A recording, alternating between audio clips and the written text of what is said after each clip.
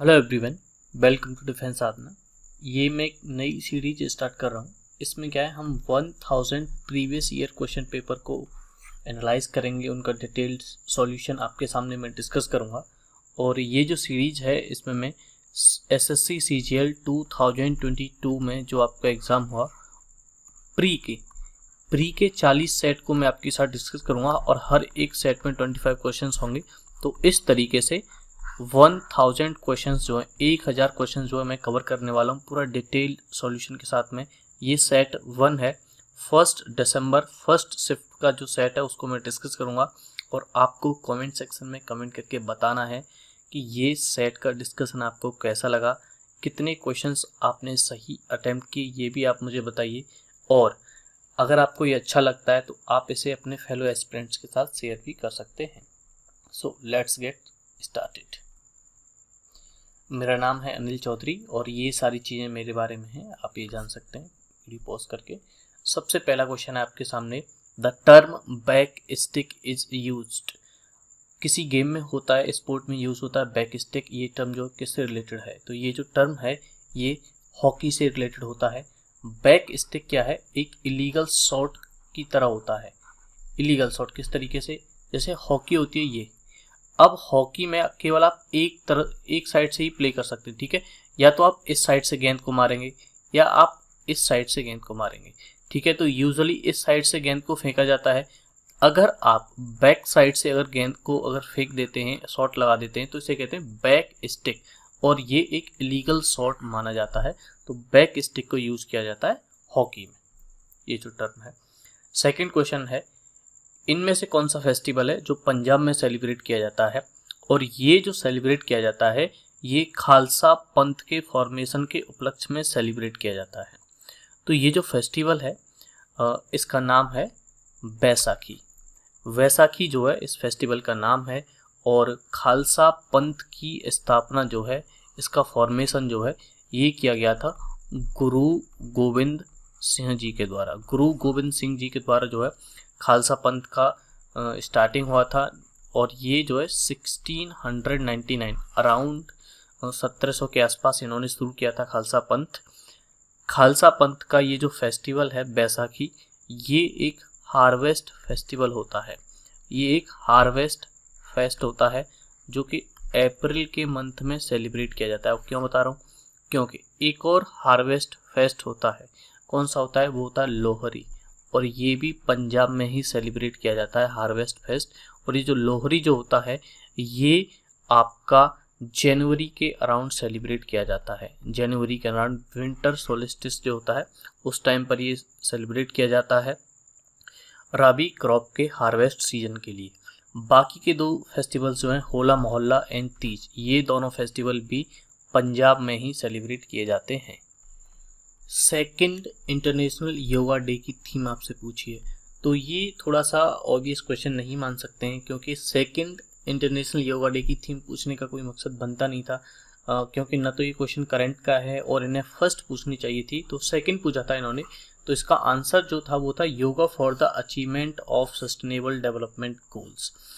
तो ये तो हो गया आपका आंसर। लेकिन बात करें कि सेकंड इंटरनेशनल योगा डे जो है सेलिब्रेट कब किया गया था, तो ये 2016 में सेलिब्रेट किया गया था। तो इससे आपका एक क्वेश्चन तो क्लियर हो गया कि इंटरनेशनल योगा डे जो है वो 2015 से लगातार सेलिब्रेट किया जा रहा है और ये यूनाइटेड नेशन जनरल असेंबली के द्वारा अनाउंस किया गया था कि इंटरनेशनल योगा डे जो है सेलिब्रेट किया जाएगा हर साल 21 जून को। तो अभी 21 जून आई नहीं है, तो 21 जून को 2023 में सेलिब्रेट किया जाएगा। तो फर्स्ट इंटरनेशनल योगा डे की थीम भी आपके लिए जानना जरूरी है। 2015 में जो है इंटरनेशनल योगा डे को शुरुआत की गई थी। Second, next year sustainable development goal के अचीवमेंट को लेकर इसकी थीम रखी गई, लेकिन जो इसकी फर्स्ट थीम जो थी वो रखी गई थी yoga for the peace and harmony. Yoga for the peace and harmony, peace and harmony को लेकर पहले योगा डे की थीम जो है वो रखी गई थी yoga for the peace and harmony. Second की yoga for the achievement of sustainable development goals. ये आपके लिए जानना जरूरी है। लेकिन आपके लिए जानना ये भी जरूरी है कि 2022 जो रिसेंटली योगा डे सेलिब्रेट किया गया था 21 जून को, उसकी थीम क्या थी। तो उसकी थीम थी yoga for the humanity, yoga for humanity. अब आप इसे इस तरीके से याद रख सकते हैं कि यूक्रेन और रसिया का वॉर चल रहा है, तो ह्यूमैनिटी को बचाने की ज़रूरत है, तो उसी को लेकर ये थीम जो है सेलेक्ट की गई है, योगा फॉर द ह्यूमैनिटी 2022 के लिए। जैसे ही 2023 की थीम डिसाइड होगी, अनाउंस होगी, वो मैं आपको बता दूंगा। SDG को लेकर क्यों बात कर रहा हूँ, क्योंकि 2015 में ही 17 सस्टेनेबल डेवलपमेंट गोल जो हैं वो अनाउंस किए गए थे यूनाइटेड नेशंस के द्वारा। नेक्स्ट ईयर 2016 में इंटरनेशनल योगा डे के उपलक्ष्य में उन्होंने ये थीम भी सेट कर दी। केमिकल फॉर्मूला क्विक लाइम का आपसे पूछा था। क्विक लाइम को सबसे पहले तो आप ये जानिए कि ब्रंट लाइम के नाम से भी जानते हैं। ब्रंट लाइम जो है मतलब बुझा हुआ चूना, उसके नाम से भी क्विक लाइम को जानते हैं। तो ये जो फॉर्मूला होता है इसका, ये होता है CaO। CaO ये क्या हो गया, कैल्शियम ऑक्साइड। तो कैल्शियम ऑक्साइड कहूँ मैं, क्विक लाइम कहूँ मैं, या फिर मैं कहूँ ब्रंट लाइम, ये सारी एक ही बात है, तीनों एक ही बात है। CaO हो गया इसका फॉर्मूला। CO2 आप जानते हैं कार्बन डाइऑक्साइड, ये एक गैस होती है। नेक्स्ट जो फॉर्मूला है ये है कैल्शियम कार्बोनेट का। तो कैल्शियम एंड कार्बोनेट, ये calcium carb, Ca for calcium and O3 हमको जहां भी दिखेगा हम उसको नेट से यूज करेंगे, नेट इसमें यूज किया जाता है, नेट। तो कार्बोनेट CaOH का होल ट्वाइस, ये हो गया calcium hydroxide. OH hydro oxide, ठीक है, इसमें पानी वाला जो ऑक्साइड बन जाता है वो बन जाता है। तो कैल्शियम हाइड्रोक्साइड, कैल्शियम तो सारे में है लेकिन कैल्शियम हाइड्रोक्साइड हो जाएगा ये। तो ये सारे फॉर्मूले मैंने आपको 4 इसमें कवर करा दिए। What is the unit of work done, work done क्या होता है, सबसे पहले बात करेंगे यूनिट क्या होती है। तो SI यूनिट जो होती है वर्क डन की वो होती है जूल। SI यूनिट होगी जूल, और इसे हम न्यूटन मीटर भी कहते हैं। और न्यूटन मीटर किस तरीके से निकल के आती है, न्यूटन जो होती है SI यूनिट होती है ये किसकी, फोर्स की, फोर्स की होगी न्यूटन। मीटर किसकी होती है, मीटर होती है डिस्प्लेसमेंट की। और वर्क डन क्या होगा, 1 जूल 1 जूल का वर्क इक्वल होता है कि किसी ऑब्जेक्ट पर 1 न्यूटन का फोर्स मैंने अप्लाई किया, तो फोर्स को अप्लाई करने की वजह से उस ऑब्जेक्ट में 1 मीटर का डिस्प्लेसमेंट कॉज हो गया। फॉर्मूला होता है वर्क का W = F × S Newton metre. तो आप यहाँ से याद रखिए कि अगर S दैट इज डिस्प्लेसमेंट 0 है तो वर्क डन 0 होगा। आपने कोई फोर्स अप्लाई किया लेकिन अगर डिस्प्लेसमेंट नहीं हुआ है, कोई मूवमेंट नहीं हुआ है, तो वर्क डन भी आपका 0 रहता है। वॉट जो यूनिट होती है ये होती है इलेक्ट्रिक पावर की, इलेक्ट्रिक पावर की यूनिट होती है वर्क वॉट। वॉट हो गई इलेक्ट्रिक पावर की यूनिट, लेकिन एम्पियर, एम्पियर होती है इलेक्ट्रिक करंट की। Electric current and electric power दोनों में डिफरेंस है। डेसिबल, डेसिबल साउंड की यूनिट होती है, साउंड को हम डेसिबल में जो है वो मेजर करते हैं, और ये इसकी शॉर्ट फॉर्म होती है decibel.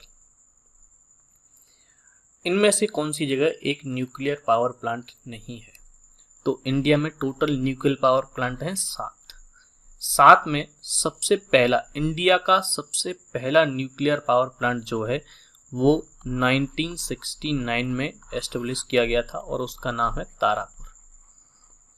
Tarapur nuclear power plant जो है ये सबसे पहला इंडिया का, और तारापुर न्यूक्लियर पावर प्लांट जो ये महाराष्ट्र में है। तो एक तो हो गया महाराष्ट्र में। अब मैं यहाँ पर बाकी के 6 भी लिखूंगा। सेकंड जो फिर एस्टेब्लिश किया गया वो राजस्थान में किया गया, और रावत भाटा उसे नाम से जानते हैं, रावत भाटा न्यूक्लियर पावर प्लांट, ये सेकंड था। और ये 1973 में कहाँ हुआ, ये राजस्थान में हुआ। थर्ड जो था न्यूक्लियर पावर प्लांट उसकी बात करूं तो वो कलपक्कम में हुआ, कलपक्कम, कलपक्कम में ये 1984 में, अराउंड 1984 में ये एस्टेब्लिश किया गया था, और ये तमिलनाडु में है। कलपक्कम की बात करूं तमिलनाडु में है। फोर्थ नंबर जिसका आएगा वो है नरोरा, ये नॉर्थ में है, नॉर्थ इंडिया में है नरोरा, और ये यूपी में है। और ये नरोरा का न्यूक्लियर पावर प्लांट जो है यूपी में, ये 1991 में एस्टेब्लिश किया गया था, और यही वो ईयर है जब यूएसएसआर का डिसइंटीग्रेशन हुआ था। उसके बाद आएगा 5th, अगर मार्क करेंगे तो हम, ये काकरा पार हो जाएगा। Kakrapar again in the region of south India, and Kakrapar जो है ये 1993 में एस्टेब्लिश किया गया nuclear power plant, and Kakrapar आपको गुजरात में देखने को मिलेगा। तो डेक्कन में है एक तरीके से, और ओवरऑल साउथ में नहीं मान सकते। नेक्स्ट जो 6th आएगा वो होगा कैगा। कैगा जो है ये आपका 2000 में एस्टेब्लिश हुआ, एंड ये कर्नाटका में है। लास्ट जो 7th है, और ये बात करें ऑपरेशनल जो है, काकरा पार फर्स्ट था, और लास्ट कौन सा है, लास्ट आपने न्यूज़ में देखा हुआ कुंदनकुलम। कुंदनकुलम जो है न्यूक्लियर पावर प्लांट है, तमिलनाडु में एस्टेब्लिश किया गया है, एंड रीसेंट है, सबसे लेटेस्ट है, 2013 में इसे एस्टेब्लिश किया गया है। रामकृष्ण मिशन के बारे में बात करते हैं कि इन्होंने सोशल सर्विस के थ्रू और सेल्फलेस एक्शंस के थ्रू किसके आइडिया को स्ट्रेस किया, किस पर फोकस किया। मतलब इन्होंने कहा कि हम सोशल सर्विस करेंगे और सेल्फलेस एक्शन करेंगे, और उसके थ्रू क्या अचीव करेंगे, उसके थ्रू अचीव करने की कोशिश करेंगे साल्वेशन। तो रामकृष्ण मिशन जो है ये स्वामी विवेकानंद के द्वारा, जो विवेकानंद थे उनके द्वारा इसे शुरू किया गया था। विवेकानंद जी के गुरु थे रामकृष्ण परमहंस पूरा नाम था उनका, उनके नाम से इन्होंने ये मिशन जो है ये शुरू किया था विवेकानंद जी ने। और ये जो शुरू किया था मिशन ये 1897 में स्टार्ट किया इन्होंने। इसका मेन जो वो कहेंगे मिशन का फीचर रहा वो एक तो ये रहा कि साल्वेशन को हमें अचीव करना है। दूसरा ये था कि जो वेदांता फिलोसफी थी स्वामी विवेकानंद की, उसको स्प्रेड करना। वेदांता फिलोसफी स्वामी विवेकानंद जी की थी, उसको स्प्रेड करने के लिए इसको उन्होंने स्टार्ट किया था। स्वामी विवेकानंद जी की बात करूं तो इन्होंने, नेताजी ने इन्हें मेकर ऑफ मॉडर्न इंडिया, लिख देता हूँ, मेकर ऑफ मॉडर्न इंडिया मतलब आधुनिक भारत को बनाने वाले की उपाधि या फिर कहेंगे कि नाम से इनको पुकारा किसने, नेताजी ने। नेताजी हम किन्हें कहते हैं, नेताजी सुभाष चंद्र बोस को कहते हैं। तो नेताजी ने इन्हें मेकर ऑफ मॉडर्न इंडिया कहा। 1897 में रामकृष्ण मिशन की स्थापना की विवेकानंद जी ने। लेकिन एक और चीज़ इनकी बहुत फेमस है, वो है बेलूर मठ। बेलूर मठ इन्होंने वेस्ट बंगाल में एस्टेब्लिश किया था, और इसको शुरू किया इन्होंने 1899 में शुरू किया, हुगली नदी के किनारे, Howrah, West Bengal. International Non Violence Day जो है कब ऑब्जर्व किया जाता है, तो इंटरनेशनल नॉन वायलेंस डे जो है ये भी United nation general assembly UNGA के द्वारा स्टार्ट किया गया, और इसको सेलिब्रेट किया जा रहा है 2007 से। 2007 से लगातार international Non Violence day celebrate किया जाता है 2 अक्टूबर को, जो कि गांधी जी का जन्मदिन भी होता है। उन्हीं के पाथ को आगे ले जाने के लिए, कमेमोरेट करने के लिए ये जो डे है इसे सेलिब्रेट किया जाता है। बाकी की अगर मैं डेज की बात करूं तो 31 अक्टूबर जो है ये नेशनल यूनिटी डे या फिर राष्ट्रीय एकता दिवस के रूप में मनाया जाता है। क्यों मनाया जाता है, क्योंकि सरदार वल्लभ भाई पटेल जो थे हमारे देश के सबसे पहले डेप्यूटी प्राइम मिनिस्टर कहिए या फिर होम मिनिस्टर कहिए वो रहे। उन्होंने जिस तरीके से भारत को एकत्रित किया, मैक्सिमम जो भी एरिया था उसको इंटीग्रेट किया, उसी के उपलक्ष्य में इस डे को सेलिब्रेट किया जाता है। नेक्स्ट जो है 14 नवंबर की बात करूं तो ये पंडित जवाहरलाल नेहरू के बर्थडे के दिन होता है, और इसे हम चिल्ड्रंस डे के रूप में जो है सेलिब्रेट करते हैं। और PT नेहरू की बात करूं, पंडित जवाहरलाल नेहरू की अगर बात करते हैं तो इन्हें चाचा जी के नाम से भी जाना जाता है, और इनकी एक बुक है द डिस्कवरी ऑफ। इनमें से कौन सी डायनेस्टी है जिसने विजयनगर किंगडम को एस्टेब्लिश किया? विजयनगर किंगडम कर्नाटका का जो रीजन है अभी का, वहाँ पर विजयनगर किंगडम जो एस्टेब्लिश हुआ, और ये अराउंड 12th सेंचुरी की बात है। तो 1336 में विजयनगर किंगडम का एस्टेब्लिशमेंट जो है हरिहर एंड बुक्का नाम के दो भाइयों ने किया था। एंड हरिहर एवं बुक्का नाम के जो दो भाई थे, इन्होंने अपनी कैपिटल जो है हम्पी को अपनी कैपिटल रखा। और ये जो वंश था, जो डायनेस्टी थी, ये थी संगम डायनेस्टी। संगम डायनेस्टी से आते थे हरिहर एंड बुक्का दोनों ही। और ये होयसाल रूलर जो थे, उनके अंदर इन्होंने सर्व किया था। हरिहर एंड बुक्का की बात कर रहा हूँ मैं। हरिहर एंड बुक्का जो है ये किन रूलर्स जो थे, होयसाल रूलर्स थे, उनके यहाँ सर्व किया करते थे ये। और संगम डायनेस्टी का एस्टेब्लिश करके इन्होंने विजयनगर किंगडम का एस्टेब्लिशमेंट किया था। अब विजयनगर किंगडम में जो 4 डायनेस्टी की मेनली हम बात करते हैं, तो सबसे पहले तो होगी संगम डायनेस्टी, ये तो फर्स्ट थी। सेकंड बात करते हैं हम सलुवा की। संगम के बाद सलुवा डायनेस्टी आई, उसके बाद आई तुलवा डायनेस्टी। थर्ड जो डायनेस्टी थी वो थी तुलवा डायनेस्टी। तुलवा डायनेस्टी की क्यों बात कर रहा हूँ, क्योंकि तुलवा डायनेस्टी से एक किंग हुए, एक राजा हुए कृष्णदेव राय। कृष्णदेव राय की बात करें तो वो तुलवा डायनेस्टी से थे, कृष्णदेव राय। और तुलवा डायनेस्टी के फाउंडर जो थे वो कृष्णदेव राय नहीं थे, लेकिन ये मोस्ट इंपोर्टेंट रूलर रहे तुलवा डायनेस्टी से। लेकिन तुलवा डायनेस्टी के जो फाउंडर थे वो थे तुलवा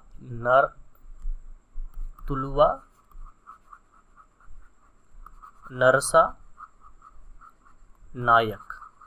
तुलवा नरसा नायक जो है वो तुलवा डायनेस्टी के फाउंडर थे। मोस्ट इंपोर्टेंट रूलर जो है तुलवा डायनेस्टी के वो कृष्णदेव राय रहे। तुलवा के बाद ये क्या थर्ड होगी, फर्स्ट होगी संगम, सेकंड होगी सलुवा, थर्ड होगी तुलवा, एंड फोर्थ जो डायनेस्टी थी वो थी अराविदु। अराविदु जो थी वो फोर्थ डायनेस्टी थी जिसने रूल किया विजयनगर किंगडम के ऊपर। और विजयनगर किंगडम की कैपिटल हम्पी रही। और हम्पी जो है या फिर विजयनगर, ये तुंगभद्रा रिवर के किनारे है। तुंगभद्रा रिवर के किनारे। ये सारी चीजें जो आप इस क्वेश्चन में जान सकते हैं। वायुदूत एयरलाइन की बात करें तो ये कब सेटअप की गई थी, ये 1981 में सेटअप की गई थी वायुदूत एयरलाइन। और ये Indian airlines and air India, Indian airlines and air India जो थी, उन दोनों ने मिलकर इसे शुरू किया था। और ये मेनली जो है नॉर्थ ईस्ट रीजन जो है हमारा, नॉर्थ ईस्ट रीजन, वहाँ की सर्विस के लिए इसको एस्टेब्लिश किया गया था। नेक्स्ट क्वेश्चन है हमारा कि वियरिंग अवे ऑफ लैंडस्केप। कोई भी लैंडस्केप है उसको टूटकर बिखरना किसकी वजह से, एजेंट्स जैसे वाटर हो गया, विंड हो गया, आइस हो गया, इसकी वजह से। तो ये क्या होता है, दो चीजें होती हैं टूटने को। वियरिंग अवे जो है, कोई भी पत्थर है अगर वो टूटेगा तो उसमें दो चीजें हो सकती हैं। एक तो हो सकती है वेदरिंग, जब वो टूटेगा, टूट के ऐसे गिर जाएगा नीचे यहीं, तो ये होगा वेदरिंग। लेकिन अगर ये टूट के गिरा है और फिर इसमें मूवमेंट हो रहा है, एजेंट्स जैसे वाटर है, विंड है, आइस है, इसकी वजह से अगर इसमें मूवमेंट हो रहा है तो उसे कहेंगे इरोजन। तो इस क्वेश्चन का जो आंसर होगा वो होगा इरोजन। इरोजन में मूवमेंट इन्वॉल्व होता है और वेदरिंग में मूवमेंट जो है वो इन्वॉल्व नहीं होता है, ये आपको याद रखना है। मेटामॉर्फोसिस की बात करूं तो ये चेंज को कहते हैं, किसी एक फॉर्म से दूसरी फॉर्म में जब कोई स्टोन या फिर कोई भी मटेरियल चेंज होता है तो उसे कहते हैं मेटामॉर्फोसिस।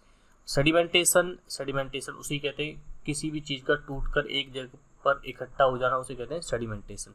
सेडिमेंट्स किसी जगह पर इकट्ठे होते रहते हैं तो उसे कहते हैं sedimentation. CBDT that is central board of direct taxes के जो चेयरमैन हैं जून 2020 में अपॉइंट किए गए थे वो कौन है। ये करंट का क्वेश्चन है लेकिन फिर भी आपके लिए जानना जरूरी है। क्यों? क्योंकि नितिन गुप्ता जो हैं वो करंटली भी CBDT के चेयरमैन हैं और ये PYQ में भी आएगा और करंट में भी आप कर सकते हैं इसे। सरोद सम्राट के नाम से इनमें से कौन से इंडियन क्लासिकल म्यूजिक के वेटरन हैं जिन्हें जाना जाता है। तो सरोद सम्राट की बात करूं तो अमजद अली खान जो है इन्हें हम सरोद सम्राट के नाम से भी जानते हैं। और इन्हें 2001 में इन्हें Padma Vibhushan, second highest civilian order जो होता है इंडिया का, वो दिया गया है पद्म विभूषण अवार्ड जो वो उनको दिया गया था 2001 की बात कर रहा हूँ मैं। अब पंडित रविशंकर प्रसाद की बात करें तो ये सितार बजाते हैं। सितार बजाते हैं। इन्हें भारत रत्न जो कि हाईएस्ट सिविलियन ऑर्डर है हमारे इंडिया का, वो दिया गया था 1999 में। और इन्हें ग्रैमी से भी नवाजा जा चुका है। और पंडित रवि शंकर प्रसाद ग्रैमी भी जीते, काफ़ी ज़्यादा रिनाउंड जो है सितारिस्ट थे हमारे इंडिया से। और आमिर अली खान की अगर बात करें तो आमिर अली खान जो है इंदौर घराना क्लासिकल म्यूजिक का जो फॉर्मेट है इंदौर घराना, उसके फाउंडर हैं। इंदौर घराना के फाउंडर हैं, फाउंडर लिख देता हूँ, फाउंडर ऑफ इंदौर घराना आमिर अली खान। किशन महाराज की बात करेंगे तो किशन महाराज जो है ये तबला प्लेयर हैं, तबला बजाते हैं और बनारस घराना से संबंध रखते हैं। तबला म्यूजिक का जो है बनारस घराना से आप एक और चीज़ याद रखिए कि बनारस में हिंदू कॉलेज की स्थापना हुई थी 1791 में। हिंदू कॉलेज जो कि आजकल BHU बनारस हिंदू यूनिवर्सिटी के नाम से जाना जाता है।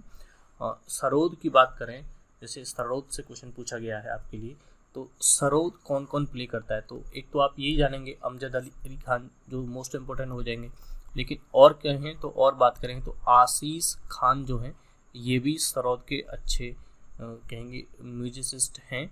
और राजीव तारानाथ ये भी सरोद ही प्ले करते हैं। राजीव तारानाथ, आशीष खान, अमजद अली खान।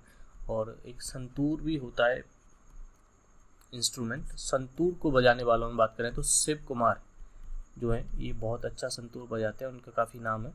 शिव कुमार शर्मा, राहुल शर्मा और भजन सोपोरी, ये मोस्ट इम्पोर्टेंट है। भजन सोपोरी काफ़ी एग्जाम्स में पूछा जा चुका है। भजन सोपोरी संतूर प्ले करते हैं। सारंगी की बात करें तो सुल्तान खान जो हैं, सुल्तान खान। और ये जो भी मैं नाम बता रहा हूँ ये सबसे ज़्यादा ज़रूरी है आपके एग्ज़ाम के लिए, मोस्ट इम्पोर्टेंट है, इनको आप नोट कर लीजिए। ये सारंगी प्ले करते हैं सुल्तान खान। इनमें से कौन सा मेथड नहीं है जो नेशनल इनकम को एस्टिमेट के लिए यूज नहीं किया जा सकता है? 4 ऑप्शन है, इनमें से 3 जो है मेथड हैं नेशनल इनकम को एस्टिमेट करने के, लेकिन इनमें से एक मेथड ऐसा है जो कि नहीं है। तो बैंकिंग मेथड जो है वो नहीं है, बाकी 3 है। एक्सपेंडिचर मेथड है, प्रोडक्ट मेथड है और इनकम मेथड है। इन तीनों मेथड के थ्रू जो है नेशनल इनकम को एस्टिमेट किया जाता है। बाकी के 3 जो है वो इनकरेक्ट है, 3 सही हैं और बाकी का एक जो है वो इनकरेक्ट है। पार्लियामेंट टर्म का क्या मतलब होता है? पार्लियामेंट जो है आर्टिकल 79 में इंडियन कॉन्स्टिट्यूशन में दिया हुआ है और इसमें प्रेसिडेंट, लोकसभा एंड राज्यसभा, ये 3 बॉडी जो है कॉन्स्टिट्यूशन बॉडी जो है ये कंसिस्ट करती हैं। अगर लोकसभा और राज्यसभा दोनों ही पार्ट है पार्लियामेंट का तो, और साथ ही साथ प्रेसिडेंट भी हैं, तो प्रेसिडेंट ऑप्शन में नहीं है, बाकी 2 हैं, तो इन दोनों को मिला के तो पार्लियामेंट नहीं बोलेंगे, प्रेसिडेंट भी शामिल होने चाहिए थे। तो राज्यसभा लोकसभा को मैं हटा दूंगा। स्टेट लेजिस्लेचर नहीं होता है क्योंकि नेशनल लेवल पर पार्लियामेंट होती है, तो नेशनल लेजिस्लेचर ही होता है। आर्टिकल 79 कहता है कि there shall be a Parliament of the Union consist of Lok Sabha, Rajya Sabha and President. इनमें से कौन सी स्टेट के चीफ मिनिस्टर हैं जिन्होंने अपनी स्टेट में इनॉग्रेट किया है एक प्रोजेक्ट जो कि women and child development department के अंडर काम करेगा और वो दूध और अंडे जो है वो उपलब्ध कराएगा चिल्ड्रंस के लिए आंगनवाड़ी केंद्र पर, जिससे कि न्यूट्रिशनल लेवल जो है चिल्ड्रंस का वो इम्प्रूव किया जा सके। तो ये किया है केरल के चीफ मिनिस्टर ने। पिनरई विजयन जो है केरल के चीफ मिनिस्टर हैं। और केरल के एस्टेब्लिशमेंट की बात करें तो 1 नवंबर 1956 में इसका एस्टेब्लिशमेंट हुआ और केरल के गवर्नर जो है वो हैं आरिफ मोहम्मद जो है केरल के गवर्नर हैं। पिनरई विजयन जो है चीफ मिनिस्टर हैं। पिनरई विजयन जो है CPIM communist party of India Marxist से आते हैं। राज्यसभा की एंड लोकसभा की सीट्स की बात करें, ये काफ़ी एग्जाम से पूछ लिया जाता है, तो 9 सीट राज्यसभा की हैं और 20 सीट्स जो है केरल में वो लोकसभा से आती हैं। वर्ड सेंचुरी है केरल में एक, जिसे ग्रेट हॉर्नबिल नाम से, केरल का जो स्टेट वर्ड की बात करें तो वो है ग्रेट हॉर्नबिल। ग्रेट हॉर्नबिल जो है केरल का वो स्टेट वर्ड है। एनिमल की बात करें तो एलिफेंट हो जाएगा केरल का। और केरल को गॉड्स ओन कंट्री के नाम से भी जाना जाता है केरल को। ये सारी बातें केरल के बारे में हैं। कुछ नेशनल पार्क्स की बात करें तो जैसे पेरियार हो गया, पेरियार, साइलेंट वैली, ये सभी नेशनल पार्क केरल में हैं। अराविकुलम, ये सभी नेशनल पार्क, और मुकुर्थी नेशनल पार्क, और ये टाइगर रिजर्व भी है। मुदुमलाई टाइगर रिजर्व ये केरल एंड कर्नाटक के बॉर्डर पर है, जो नीलगिरी हिल्स है वहाँ पर आपको देखने को मिलता है। और कुछ लेक्स भी हैं केरल में जो काफ़ी फेमस हैं, जैसे बेम्बनाद लेक हो गई, बेम्बनाद लेक, अष्टामुदी लेक, पेरियार लेक, ये सभी लेक्स जो हैं ये केरल में हैं। तो ये सभी स्टैटिक का पार्ट केरल से बहुत ज़्यादा इम्पोर्टेंट है। Camel protection and development policy जो है वो कौन सी स्टेट की गवर्नमेंट के द्वारा अनाउंस की गई है? तो ये राजस्थान के द्वारा की गई है, और ये ऑब्वियस ऑप्शन भी आप इसे मार्क करेंगे क्योंकि कैमल से रिलेटेड कोई है तो राजस्थान मोस्ट अप्रोप्रिएट आंसर आपका होना चाहिए। लेस देन 2 लाख कैमल जो है वो बचे हैं ऑल ओवर द कंट्री, ऐसा एक रिपोर्ट में बताया गया है। तो उसी के चलते ये जो पॉलिसी है राजस्थान गवर्नमेंट के द्वारा लाई गई है। राजस्थान गवर्नमेंट की बात करें तो सीएम हैं अशोक गहलोत, जो कि कांग्रेस पार्टी से आते हैं। गवर्नर हैं कलराज मिश्रा जो गवर्नर हो गए। और लोकसभा राज्यसभा की सीट्स की बात करूं तो 10 सीट जो राज्यसभा से हैं और 25 सीट्स जो हैं वो लोकसभा से हैं। हमेशा लोकसभा से सीट्स ज़्यादा रहती हैं और राज्यसभा से सीट्स जो कम रहती हैं। राजस्थान की बात करें तो देश का सबसे बड़ा राज्य है in terms of area. Rajasthan सबसे बड़ा राज्य है। यहाँ पर आपको थार डेजर्ट देखने को मिलता है। थार डेजर्ट के साथ साथ यहाँ पर एक गुरु शिखर नाम की एक हाईएस्ट पीक देखने को मिलती है। हाईएस्ट पीक किसकी? जो हमारी अरावली रेंज है, अरावली रेंज की हाईएस्ट पीक है गुरु शिखर। और गुरु शिखर पर एक जैन रिलीजन का बहुत ही बड़ा मंदिर है, कहेंगे फेमस मंदिर है, माउंट आबू एक हिल स्टेशन के तौर पर भी फेमस है। और राजस्थान में टेम्पल्स की बात करें तो दिलवारा का जैन टेम्पल, ये माउंट आबू में ही आपको देखने को मिलेगा, दिलवारा का जैन टेम्पल। केवला देव जो आपको यहाँ पर नेशनल पार्क देखने को मिलेगा, और ये भरतपुर में है केवला देव नेशनल पार्क। और ये यूनेस्को की जो लिस्ट होती है उसमें शामिल किया गया है। 3 टाइगर रिजर्व देखने को मिलेंगे राजस्थान में। 3 टाइगर रिजर्व कौन कौन से? रणथंभौर हो गया, एंड सरिस्का हो गया, 2 हो गए। एंड थर्ड जो है मुकुंद्रा हिल्स जो टाइगर रिजर्व है ये भी देखने को मिलेगा, और ये कोटा में है मुकुंद्रा हिल्स। इनमें से कौन से प्रेसिडेंट हैं जो प्लानिंग कमीशन के डेप्यूटी चेयरमैन भी रह चुके हैं? प्लानिंग कमीशन के चेयरमैन जो हुआ करते थे वो पीएम हुआ करते थे। अभी प्लानिंग कमीशन को रिप्लेस कर दिया गया नीति आयोग के द्वारा, तो अब भी नीति आयोग के जो चेयरमैन होते हैं वो पीएम ही होते हैं। तो प्रणब मुखर्जी जो हैं ये प्लानिंग कमीशन के डेप्यूटी चेयरमैन भी रह चुके हैं। और ये प्लानिंग कमीशन के डेप्यूटी चेयरमैन जो हैं वो 1991 से लेकर 96 तक रहे, और उसके बाद ये हमारे प्रेसिडेंट भी रहे। तो प्रेसिडेंट के तौर पर इन्होंने जो सर्व किया था वो हमारे ये 13th प्रेसिडेंट रहे थे, और 2012 से लेकर 17 तक इन्होंने सर्व किया। उसके बाद जो 14th प्रेसिडेंट हमारे आए वो हमारे रामनाथ कोविंद जी जो हैं वो रहे, और इन्होंने जो है 2022 तक सर्व किया। उसके बाद अभी हमारी जो प्रेसिडेंट हैं वो हैं श्रीमती द्रौपदी मुर्मू जी, वो हमारी 15th प्रेसिडेंट हैं द्रौपदी मुर्मू जी। और ये पहली ट्राइबल प्रेसिडेंट भी हैं हमारे इंडिया से, और इनकी जो ट्राइब है वो है संथल। इससे पहले झारखंड की गवर्नर रह चुकी हैं, और उड़ीसा जो स्टेट है वहाँ से ये बिलोंग करती हैं द्रौपदी मुर्मू जी। हमारे देश के सबसे पहले प्रेसिडेंट की बात करें तो डॉक्टर राजेंद्र प्रसाद जी थे, doctor Rajendra Prasad. Golgi apparatus का जो मैच्योरिंग फेस होता है वो कैसा होता है? अब जैसे कोई चीज़ अगर राउंड है तो हम उम्मीद करेंगे कि वो इस तरीके से होगी, ठीक है, कोई राउंड चीज़ है, गोल्जी एपार्टस राउंड होते हैं। मैच्योर कहाँ से होती है? अंदर से या बाहर से? तो मैच्योर जो होगी वो बाहर से होगी। तो इसका मैं अगर सेक्शन निकालूंगा तो ये इस तरीके से निकल के आएगी, ठीक है, ऐसे। तो ये जो फेस है ये बाहर वाला, ये क्या है? ये मैच्योर फेस है। अंदर वाला इमेच्योर है। तो ये जो शेप होती है इस तरीके की, इसे हम कहते हैं कॉन्वेक्स। कॉन्वेक्स शेप होती है गोल्जी अपार्टस की मैच्योरिंग फेज की।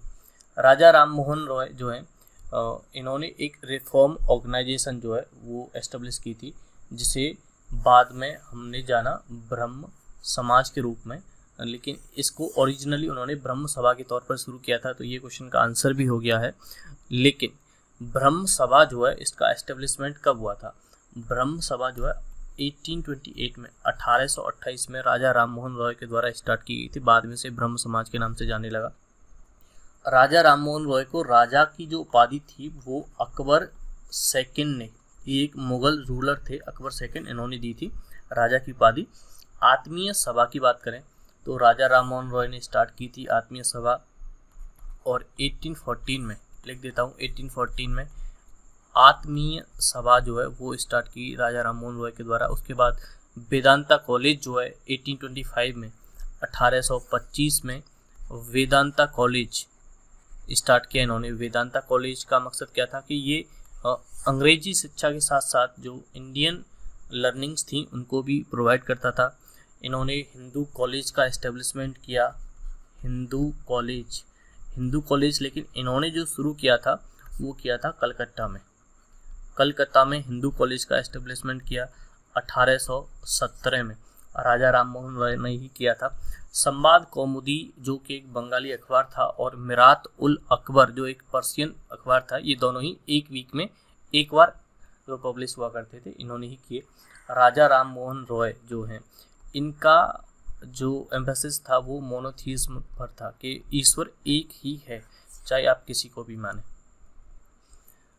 जाइलम टिश्यू का पार्ट होता है और स्टोर करता है फूड को प्लांट में। तो क्या है? पैरेन्काइमा जो होता है वो फूड को जो है स्टोर करता है। वेसल्स की बात करूं और ट्रैकिड्स की बात करूं तो ये जो है ये वाटर को जो है वो कैरी करते हैं, ठीक है, फ्लो होता है इनमें, ओके। और जाइलम फाइबर की बात करें तो ये टेक्निकल सपोर्ट प्रोवाइड करता है, तो ट्रैकिड्स भी जाइलम का ही पार्ट होता है। तो ये सारी चीज़ें जो जाइलम टिश्यू का पार्ट होते हैं, तो इनको आप याद रख सकते हैं।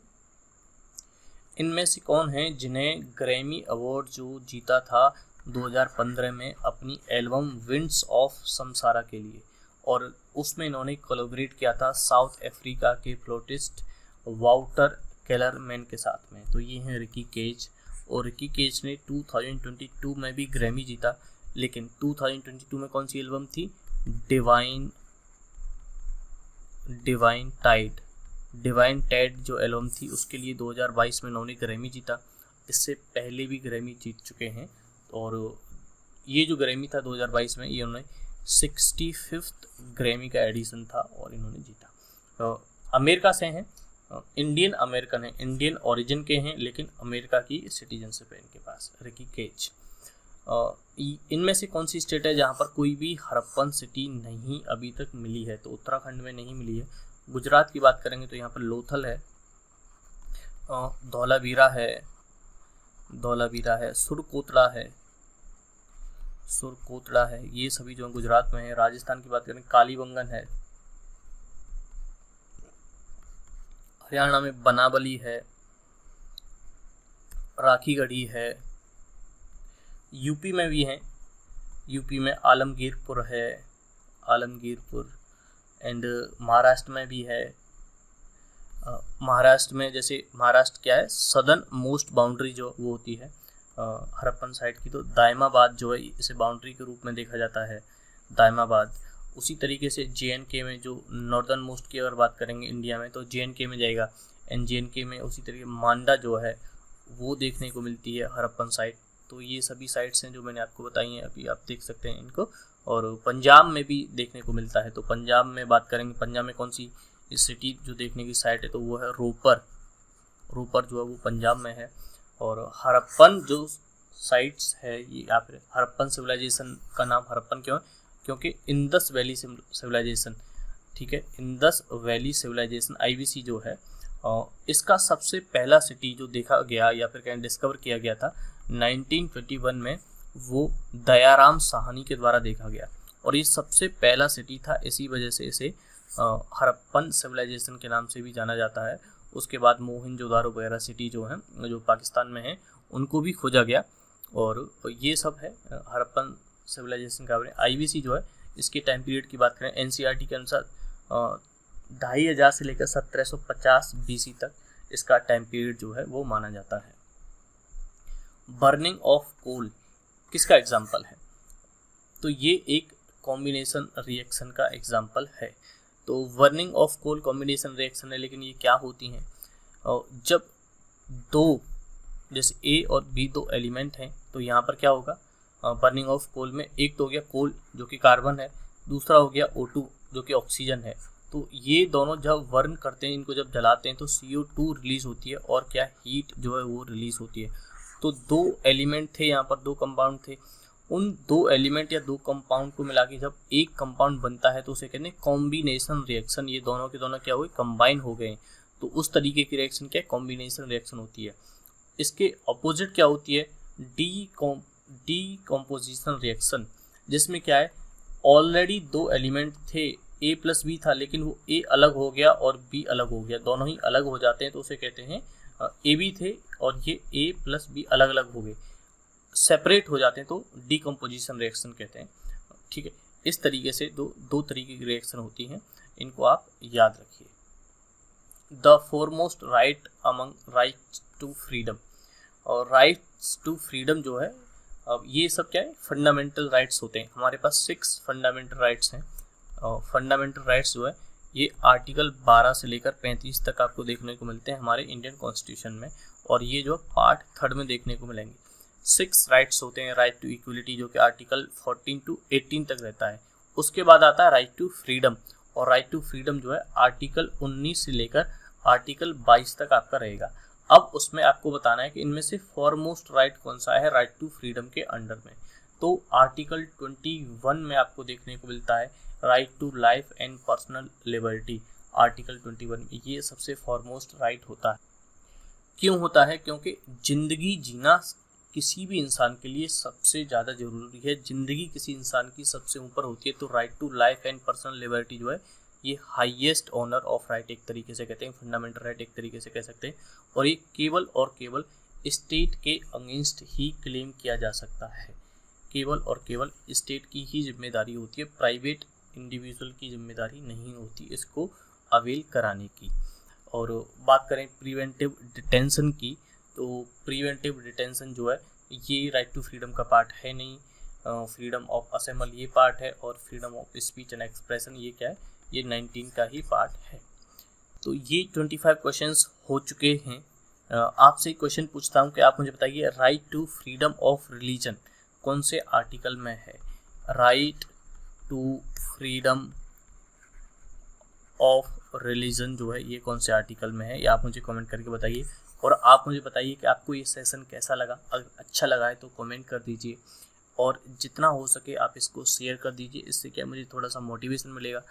जितना अप्रिसिएशन होता है उतना ही ज़्यादा मैं मोटिवेट होता हूँ आपकी बातों से। और आप सभी का अगर रेस्पॉन्स अच्छा लगा तो इसका नेक्स्ट पार्ट भी मैं जल्दी ही लेके आऊँगा। इनफैक्ट 1-2 दिन में ही लेके आ जाऊँगा। और डेली अगर आप चाहते हैं ऐसा एक सेशन तो आप उसके लिए भी कमेंट करके मुझे बता सकते हैं। अगर आप चाहते हैं कि मैं आपको मेंटर करूं, आप मुझसे कॉल पर बात करना चाहते हैं, तो डिस्क्रिप्शन में मेंटरशिप का लिंक दिया हुआ है। आप ऐप डाउनलोड कीजिए और वहां से एनरोल करा सकते हैं मेंटरशिप में, और आप मुझसे डायरेक्ट बात कर सकते हैं। फिलहाल इस वीडियो में इतना ही। मिलते हैं अगली वीडियो में। जय हिंद।